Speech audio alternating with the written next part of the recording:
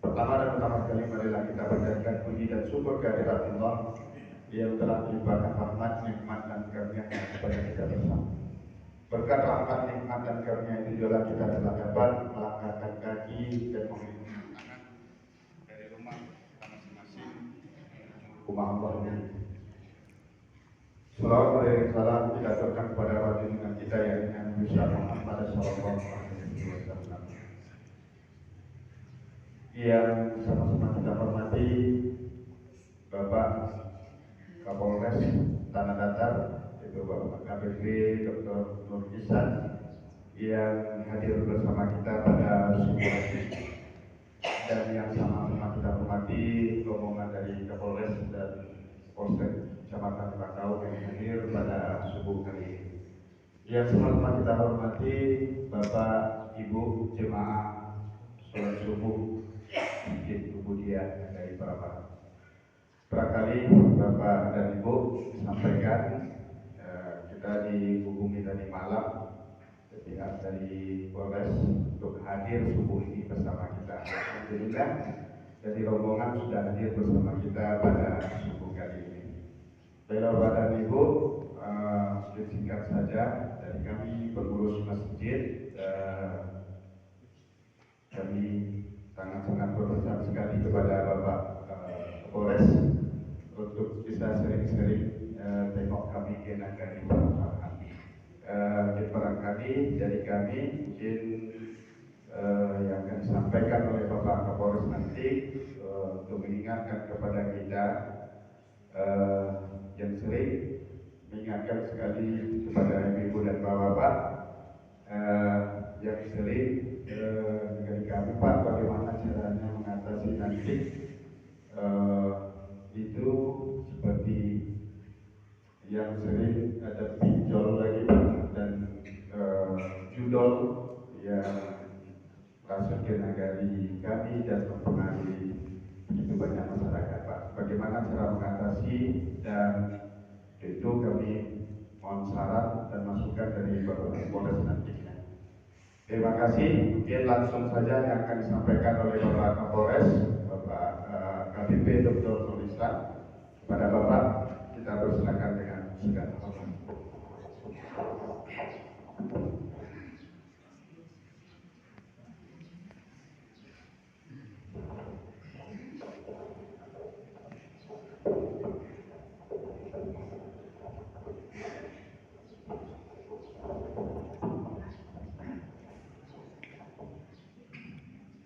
Bismillahirrahmanirrahim.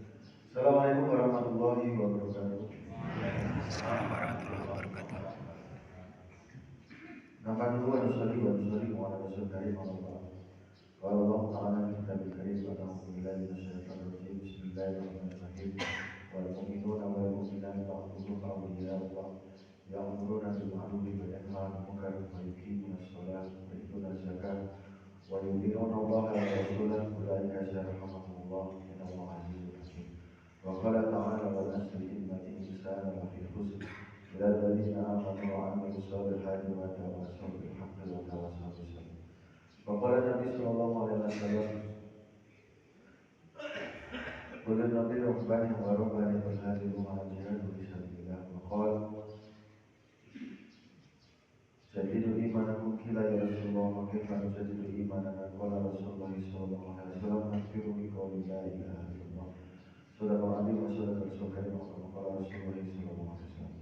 Bapak-bapak, ibu yang sama-sama mengharapkan Allah Subhanahu wa taala, khusus yang saya muliakan, saya banggakan kepada ketua pengurus masjid, para ulama, para asatidz, para tokoh masyarakat. Ini mama, ibu-ibu, bapak-bapak yang sama-sama mengharapkan Allah Subhanahu wa taala. Bersyukur pada Allah Subhanahu wa taala pada hari ini kita masih diberikan kesempatan oleh Allah Subhanahu wa taala untuk kita berkumpul di dalam satu tempat yang dicintai Allah Subhanahu wa taala. Tempat paling dimuliakan dicintai Allah Taala di muka bumi ini adalah masjid. Mudah-mudahan orang yang masuk ke dalam masjid, mudah-mudahan orang yang masuk ke tempat yang dicintai oleh Allah Subhanahu wa taala menjadi orang-orang yang dicintai oleh Allah Subhanahu wa taala. Salawat dan salam yang biasa kita limpahkan kepada junjungan kita Nabi Muhammad sallallahu alaihi wasallam. Oh ya udah sama-sama Allah Ta'ala. Alhamdulillah pagi hari ini kami laporkan ini adalah kunjungan kami yang ke-111. 111 muter-muter kita datang.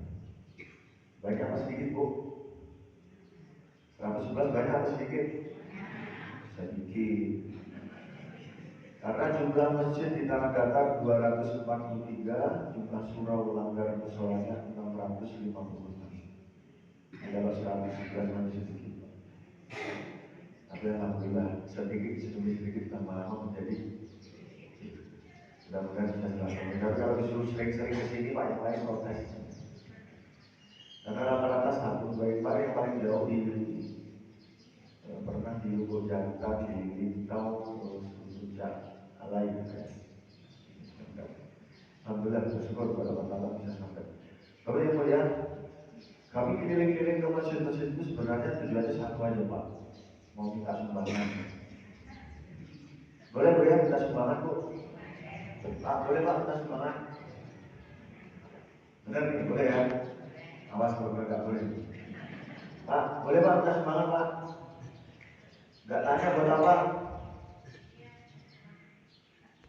Hah? Langsung nyambung nih, bocor saja. Dari penjara saya itu Bu, yang alumninya sudah 50 tahun, berapa kali Pak? 7, yang alumninya sudah 71, semuanya predikatnya kumlot, sekarang lanjutkan pendidikan di kejaksaan. Yang sekarang di dalam ada 13. 71 tambah 13 Pak. 71 tambah 13 berapa itu Pak? 84. 71 yang sudah lulus kumlot sangat memuaskan predikatnya. Yang 13 ada di dalam. Yang ranking 1 kemarin pengedar narkoba, bawa barang bukti 13 kilo. 13 di sini kemarin bagi-bagi daging 200 kilo. Yang kedua semuanya orang Islam Pak. Semuanya. Dan yang ketiga dari 84 itu kalau dites, beliau ini Bapak Kos, beliau Pak Kasar tahanan dan titipan. Sudah ada yang mau pesan Pak, bupati dulu. Oh ada yang mau pesan buat anaknya, pesan sama beliau lah Bapak. Yang 84 itu dicek semuanya sama beliau. Bisa ngaji atau tidak, alhamdulillah semuanya bisa ngaji, cuma 2 yang tidak bisa ngaji. Alif Bata gitu. Cuma 2 dari 84. Jadi 82 semuanya kita. Saya mau ingin berbicara dengan Bapak dengan Ibu dan ingin berpikir bersama. Ini kira-kira aneh atau tidak? Di tanah yang ada namanya Luka Nampung, yang ada Simpang di Bukit Martalam, yang ada Basan di salah Basan di Gunung, tetapi juara masuk penjara. Kira-kira aneh atau tidak? Saya pikirnya kok aneh. Makanya saya minta renovasi lah pertama soalnya penghuninya semakin banyak. Pak, mau diselesaikan nggak itu Pak? Selesaikan atau tidak Pak? Nah, makanya sekarang di 110 masjid berubah. Namanya ada zaman jahiliyah. Ibu tahu zaman jahiliyah itu zaman apa Bu? Zaman apa? Bodohan. Bapak zaman apa Pak? Zaman jahiliyah? Pak? Pak? Pak, zaman apa? Zaman jahiliyah Pak? Zaman kebodohan. Boleh nggak saya bilang dengan zaman yang lain? Dengan sudut pandang yang berbeda. Boleh Pak? Bu, zaman jahiliyah itu bukan zaman kebodohan. Jahil itu bukan jahil. Jahil itu tahu tapi sengaja. Apa penyebabnya? Penyebabnya Bapak ya, tidak lain tidak bukan karena rusaknya agama, rusaknya iman. Rusaknya tahu harus menyembah Tuhan yang satu, tapi mereka yang mereka menyebutkan Allah Subhanahu wa Ta'ala. Jadi penyebabnya Bapak ya, tidak lain tidak bukan mereka rusaknya agama, menyebutkan Allah Subhanahu wa Ta'ala. Dua sudah ketemu. Yang pertama fenomenanya apa, yang kedua penyebabnya apa. Sekali lagi penyebabnya adalah rusaknya agama, rusaknya dalam diri manusia ada segumpal daging. Kalau daging itu baik-baik seluruhnya, kalau daging itu buruk-buruk seluruhnya. Namanya dagingnya adalah hati tempatnya iman. Kalau hati tempatnya iman rusak, maka rangkaian ke bawah rusak semua, Pak. Iman rusak, ibadah rusak, muamalah rusak, masalah rusak, akhlaknya rusak. Kalau hatinya baik, maka ibadahnya baik, muamalahnya baik, muasalahnya baik, akhlaknya baik. Lagi Pak, kalau hatinya rusak, maka imannya rusak. Kalau iman rusak, ibadahnya rusak. Apa bukti ibadah rusak, Pak? Yang 84 kemarin yang ditangkap, sebelum ketangkap seluruhnya tidak pernah sholat. Tidak pernah sholat. Inna sholata tanha anil fahsya'i wal munkar. Bagaimana mau tidak melakukan perbuatan jahat, Pak? Kalau dia juga tak sholat. Kata Allah dalam Quran, kalau kamu gak sholat, kamu bakal tidak tercegah dari perbuatan fahsya wal munkar. Akhirnya karena dia gak sholat, dia berani perbuatan fahsya dan munkar, berani berbuat maksiat, berani berbuat kejahatan. Akhirnya yang ketemu sama siapa? Ketemu sama polisi, ditangkap. Iman rusak, ibadah rusak, muamalah rusak, nyuri, berkelahi sama tetangga, nolong, menipu dan lain sebagainya. Akhirnya rusak. Jadi penyebabnya ketemu. Penyebabnya yang pertama adalah karena iman rusak, agama rusak. Kemudian Bapak Ibu ya, sekarang bagaimana cara menyelesaikannya? Cara menyelesaikannya gampang. Perbaiki iman-iman mereka, jangan sampai rusak. Jaga iman-iman kita yang sudah baik, jangan sampai rusak. Caranya bagaimana? Diservis, diperbaiki. Saya punya motor, diperbaiki itu harus tepat. Betul? Bagaimana dengan hati manusia kalau dia dirusak? Bagaimana dengan iman manusia kalau dia dirusak? Dibawa kemana? Pak, Bu, bagaimana kalau iman rusak, hati rusak? Dibawa kemana? Bocah apa tuh? Pak, dibawa kemana Pak? Hah? Bukan dari Singkara Pak? Pak, dibawa kemana Pak? Ke Baharau? Oh, dibawa ke sini. Sekarang kita tanya Pak, cek betul-betul. Tadi satu jorong itu berapa Pak? Jumlah laki-lakinya? Ya gimana? Jumlah penduduk? Jumlah penduduk? Satu jorong aja, 200. Jumlah penduduk ya? Sekarang kita bisa laki-laki dan perempuan yang laki-lakinya berapa? Separuh. Separuh berarti 100. Jumlah laki-lakinya 100 Pak. Ya, di jorong ini ada berapa masjid sholat? Ada berapa? Di jorong ini satu, iya ya. Di sentral Pak. Masjid di sentral. Iya, meskipun ini masjid 50-an. 80-an. 80 kali Pak di jorong ini. Di jorong ini ada berapa masjid yang sholat?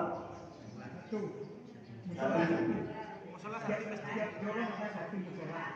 Ya, jorong ada satu. Berarti di jorong ini ada satu masjid, satu musola. Berarti 80 dibagi 2. Masjid bisa musola bisa 80 dibagi 2 40, betul? Masjid A hitungannya 50. Betul Pak? Musola 40 ke bawah 30, kan begitu ya? Nah, berarti kan 50. Sekarang kita hitung. 1 2 3 4 12 13 14 15 16 17 18 19 20 25. 50 dibagi 25 Pak. Yang 25 mana? Tidur. Berarti tidak sholat. Maka jangan salahkan siapa-siapa Pak.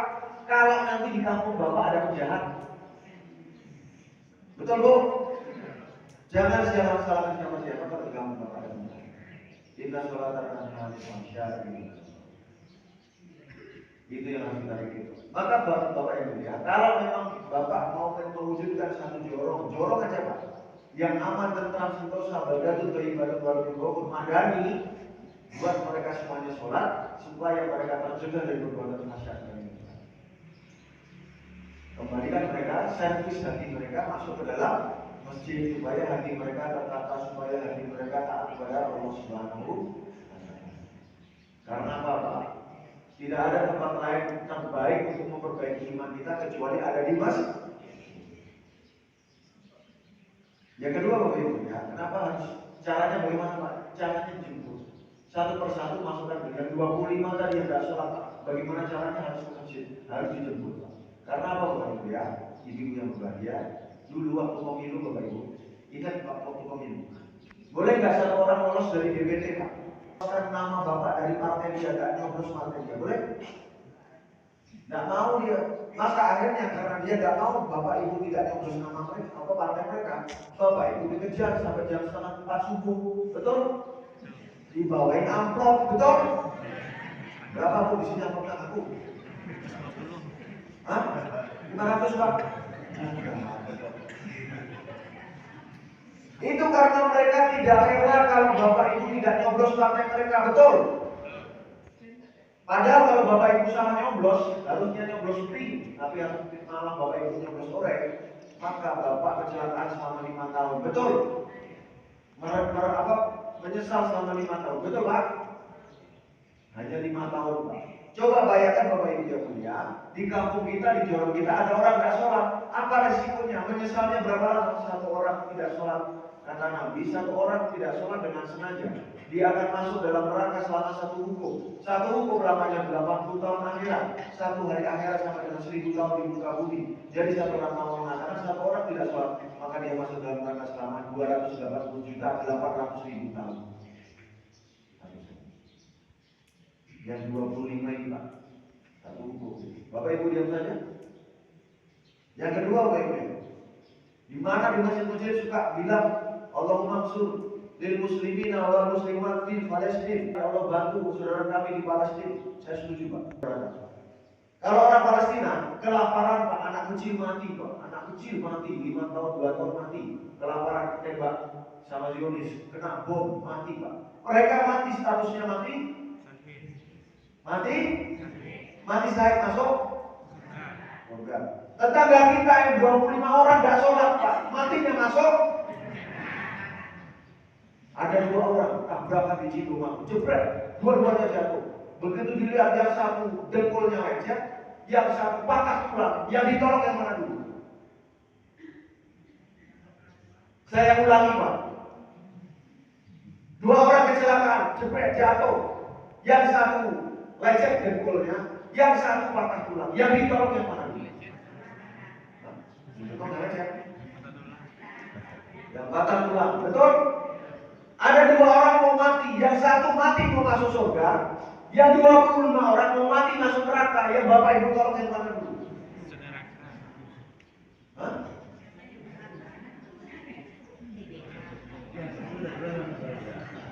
Bapak nolong yang satu masuk surga. Saya ulangi Pak, yang ditolong yang mana dulu? Yang masuk surga atau masuk neraka? Jadi bapak ibu harusnya lebih heboh, harusnya lebih teriak-teriak, lebih sibuk tiap hari ngomongin bagaimana caranya 25 orang ini mau masuk neraka. Harus kita tolong, betul tidak? Nah sekarang bapak ibu heboh Pak. Yang ada sekarang setiap masjid hanya mengatakan yang penting saya sholat, istri saya sholat, anak saya sholat, orang lain tidak sholat, bukan urusan saya. Apakah mau kita begitukan saudara-saudara kita? Tanggung jawab siapa sekarang? 2 orang masuk Pak, 2 orang masuk ketemu sama Pak Kepala DKI. Pak Tuan, saya tidak mau merusak masjid, saya tidak mau pecah-pecah keramik, tidak. Saya tidak mau merobek-robek apa, tidak mau memukul-mukul tembok, saya pecahkan, tidak mau pecahkan jendela. Saya mau minta izin motong tiang masjid. Boleh Pak? Boleh Bu? Kenapa tidak boleh? Roboh. Emang ini punyanya Bapak, punyanya Ibu masjid ini? Kenapa Bapak Ibu larang? Karena ini tanggung jawab saya, tanggung jawab kami, betul? Masjid ini memang bukan punya kami, enggak, bukan punya kami Mas, tapi kami bertanggung jawab untuk menjaga bagaimana supaya masjid tidak roboh. Nabi SAW sabdakan, barang siapa dia sholat dia menegakkan tiang agama, barang siapa dia tidak sholat dia merobohkan tiang agama. Yang di kampung ini ada 25 orang laki-laki yang sedang merobohkan tiang agama. Bapak Ibu diam saja.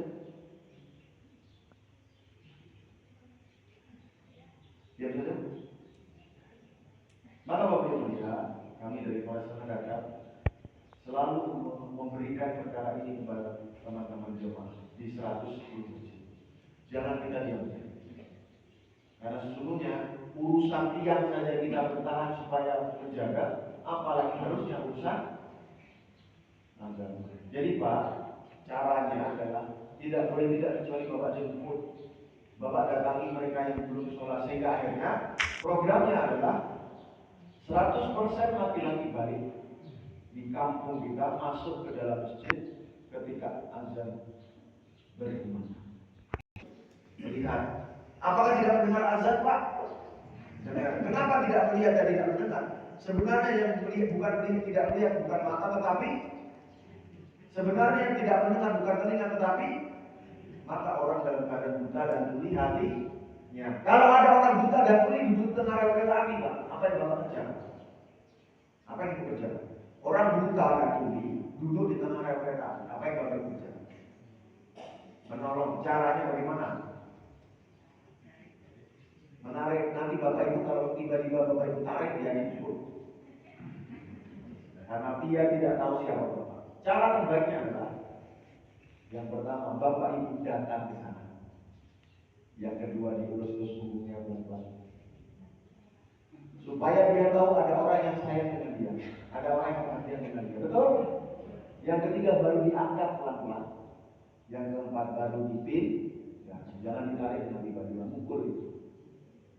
Saya ulangi Pak, datang ke sana, dielus-elus punggungnya, diangkat pelan-pelan, dipin. Bagaimana caranya supaya saudara muslim kita, terutama yang 25 ini Pak, bisa sholat di masjid? Bagaimana caranya? Ditarik, mukul ya Pak. Datang ke sana, bawa lama sampai, diajak makan sama-sama, ayo sholat, udah. Masjid yuk, habisin dulu tapi. Oke Pak. Kalau nggak mau, besok lagi bawa pisang. Pisang goreng, enggak, sama kan? Bapak mau bayar banget Pak, suruh makan terus udah. Ayolah sana, habis ini ke masjid ya. Nggak mau lagi besok bawa lagi. Boleh kalian. Begitu caranya. Salah ya? Dengan demikian Bapak harus jemput door-to-door. Nggak bisa, nggak ada di mana. Sekarang buktinya, di mana anak-anak Bapak? Dan rata-rata masjid yang kami datangi 110 Pak. Rata-rata tertulis di pintunya, masjid hanya untuk laki-laki umur 60 ke atas. Betul tak? Mana anak-anak? Betul tak Bapak Ibu? Itu yang jadi masalah Bapak. Maka Bapak Ibu ya, programnya adalah 100% laki-laki balik masuk ke dalam masjid ketika ada berkumandang. Tapi teriaknya hidup semen padam. Apa itu terjadi? Insya Allah pulang gak selamat. Diinjak-injak kepala sambil diteriaki pengkhianat. Betul Bapak Ibu? Betul Pak? Pengkhianat. Itu dibilang pengkhianat, diinjak-injak kepalanya gak selamat pulang ke rumah. Gara-gara apa Pak? Kaos sama ucapan berbeda. Kaos sama ucapan berbeda. Bagaimana kalau kita berbeda dengan apa yang dipikirkan Nabi, apa yang didoakan Nabi, apa yang diusahakan Nabi? Nabi berdoa hari-hari untuk ummati. Nabi hari-hari berpikir untuk ummati. Nabi hari-hari bergerak menjemput ummati. Bapak Ibu hari-hari berpikir, berdoa dan bergerak untuk apa? Iti. Betul nggak Pak? Bapak tiap hari kan pokoknya gimana caranya mengumpulkan biji pokoknya. Akhirnya umat tidak berpikir, tidak ada dalam kepala Bapak Ibu. Jadi berbeda. Kalau nanti ketemu sama beliau, baginda Rasulullah SAW di Telaga Kautsar mau dikasih air itu, Bapak Ibu datang dengan kata-kata piti, beliau mengatakan umati. Beda atau sama? Kalau berbeda, bagaimana beliau akan mengatakan berita? Pengkhianat. Jemput saudara muslim kita untuk bisa masuk ke dalam masjid. Kembali ke surau itu punyanya orang Minang. Anak di bangku, kemenakan di banting, kemenakan di jinjing, ya? Kemenakan di dinding, orang kampung di patek, Ya kan? Anak disayang dibawa ke rumah, anak kemenakan disayang dibawa ke surau. Sehingga akhirnya tidak ada anak kemenakan kamarnya di dalam rumah. Kamar mereka di mana? Di surau. Sekarang mereka di mana? Tidak ada anak kemenakan. Yang ada anak kemenakan 60 tahun ke atas. Harusnya mereka di dalam surau diajari yang pertama agama, diajari yang kedua adab, diajari yang ketiga adab. Apa itu agama? Agama adalah tauhid kalimat la ilaha illallah Muhammad Rasulullah masuk ke dalam hati dengan sempurna. Yang kedua diajari agama, Pak. Yang pertama diajari tauhid, yang kedua diajari faraid, diajari fikih, sholat, zakat, puasa, sedekah, haji, umrah dan lain sebagainya. Yang ketiga diajari Quran. Yang kedua diajari adab. Apa itu adab? Lewat kata petiti. Bagaimana menyelesaikan musyawarah lewat mufakat? Bagaimana guru nggak boleh memanggil kakak satu lempeng satu hari lebih duluan lahir dengan sebutan nama, tapi harus dengan kata-kata udah. Betul Pak? Itu dalam bertata petiti adab. Yang ketiga diajari adab. Apa itu adab? Adab ansabana adab, adab antaradatkan, ada diadatkan dan ada sejadah di kampung. Karena mereka tidak ada di masjid, juga mereka tidak ada di rumah, mereka tidak dapat pelajaran itu. Akhirnya mereka belajar dari setan gepek. Kalau sudah belajar dari setan gepek, Pak, mereka berbuat dosa dan munkar, apalagi mereka tidak sholat. Kalau sudah berbuat kejahatan, ketemu sama polisi ditangkap. Masalahnya di sini. Di tanah datar, seluruhnya laki-laki balik masuk ke dalam masjid ketika azan berkumandang. Apa yang terjadi, Pak? Walau anna ahlal qura amanu wa taqaw lafatahna alaihim barakatin minas sama. Kalau seandainya penduduk dalam satu negeri beriman dan bertakwa, takwa implementasi dari iman, ibadah, muamalah, masalah, akhlak yang bagus, maka lafatahna alaihim, Allah Ta'ala berikan keberkahan dari atas dan keberkahan dari bawah bumi. Betul Pak? Yang dari atas jadi berkah, yang dari bawah jadi berkah. Yang dari atas hujannya menyuburkan tanaman, tanamannya berhasil panen, panennya mengakibatkan sembako tidak naik, BBM tidak langka. Yang dari bawah anak-anak soleh dan soleha, sayang kepada orang tua, suami istri harmonis, hidup makmur rukun sejahtera dalam masyarakat. Kalau tidak ada yang namanya iman dan takwa tadi dalam satu kampung, yang dari atas dari bencana, yang dari bawah jadi bencana, yang dari atas jadi banjir, angin puting beliung, garudo, tanah longsor, gempa bumi. Yang dari bawah anak-anak berani kepada orang tua menikahi anak kandungnya sendiri, mencabuli anak kandungnya sendiri, anak-anak membunuh orang tua sendiri, LGBT, narkoba, judi online yang tadi Bapak sebut. Yang kedua istiqomah. Sampai kapan istiqomah Pak? Sampai Bapak ini mati. Pokoknya setiap kali ngomong masjid, beli bensin, bensin berapa Pak? 15.000. Sudah sholat dulu? Belum Pak, sebentar lagi sholat asar. Sholat di masjid ya. Beli pisang goreng, udah sholat belum? Sudah Pak, alhamdulillah. Jaga sholat ya. Dengan kita jaga sholat, keberkahan kita akan diberikan oleh Allah. Tapi yang paling bagus sholatnya di masjid. Yang ketiga Pak, jangan berpikir hasil. Bapak mau masjid kesana kesini, setelah itu enggak masjid, enggak mau Pak, enggak apa-apa. Jangan berpikir hasil. Inna la tahdi man ahbabta walakin Allah yahdi man yasha. Wahai Muhammad, kamu berapa ratus kali, berapa juta kali datang kepada Abu Thalib, tetap kamu tidak bisa memberikan hidayah. Yang bisa memberikan hidayah, yang pertama kerjakan Pak. Yang kedua istiqomah. Yang ketiga jangan berpikir hasil. Kalau tidak dikerjakan, tidak bisa. Jangan permasalahan tadi Bapak Ibu sebenarnya sudah punya solusi. Coba ya. Yang penting Bapak mampu, jangan boros, doa sama Allah, jaga sholat, selesai masalah. Yang benar adalah dari Allah Subhanahu Wa Taala, yang dari sebelum dijelaskan Subhanallah wa bihamdihi, Subhanallah wa bihamdihi,